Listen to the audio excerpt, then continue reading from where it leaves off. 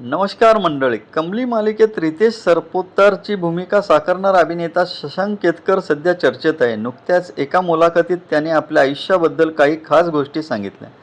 शशांक फक्त अभिनेता नाही तर तो इंजिनियर आणि जलतरणपटूही आहे. त्याने हॉटेल व्यवसायातही काम केलं आहे. याशिवाय तो लिखाण करतो आणि सामाजिक प्रश्नांवरही आपलं मत मांडतो. रस्त्यावरील खड्डे, कचरा आणि अस्वच्छतेसारख्या समस्यावर तो सोशल मीडियावर आणि यूट्यूबच्या माध्यमातून आवाज उठवतो.